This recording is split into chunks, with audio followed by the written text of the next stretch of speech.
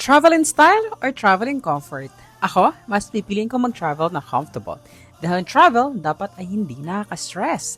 Dapat ang travel ay nakaka-relax. Ngayong araw nga ay pupunta kami ng Baguio para umattend ng Gear Awards at mag-commute lang kami from Cubao to Baguio. Dito nga pala kami sa Genesis Terminal sa Cubao sasakay ngayon. Joy Bus Executive Coach ang sasakyan namin at ito ay non-stop transport from Manila to Baguio. Pagpasok pa nga lang ng bus ay ramdam mo na agad ang luwag nito dahil ito ay 28-seater lang. Spacious ang legroom at syempre nare-recline din ang seat namin.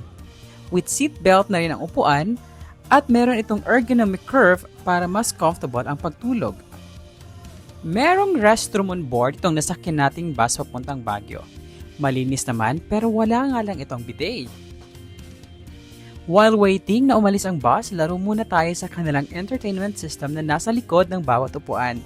Meron ding movies, music, at iba pa na pwede mong gawin. Meron silang bus attendant at meron silang pinamimigay na free biscuit and water, pamatid uhaw at gutom habang nasa biyahe. At ang pinaka-importante sa lahat, sa malamig na travel ay ang kumot. Kala ko nga pwede nang uuwi, ibabalik din pala pag malapit ng bumaba. Don't worry, dahil ang blanket nila ay sealed at bagong laba. Amoy Fabcon pa nga nung binuksan namin. Woo! Pagkaalis nga ng bus ay agad ang pinatay ang ilaw para makatulog na ng maayos. At dahil sa sarap ng biyahe namin, di ko na malaya na nasa Baguio na agad kami from 9 p.m. By the way guys, on time pala sila umaalis kaya dapat 1 hour before your travel ay nasa terminal ka na at dumating nga kami ng 1:30 a.m. sa Baguio.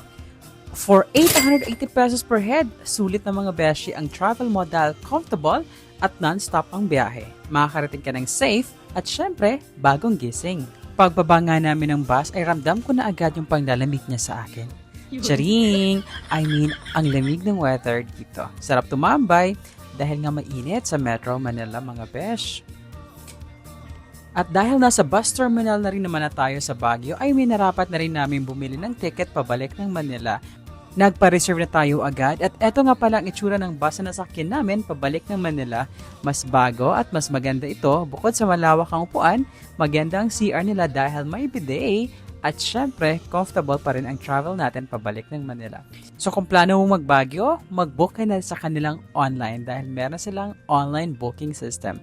Yan lamang ang story ko for the day. See you tomorrow mga beshi. Bye!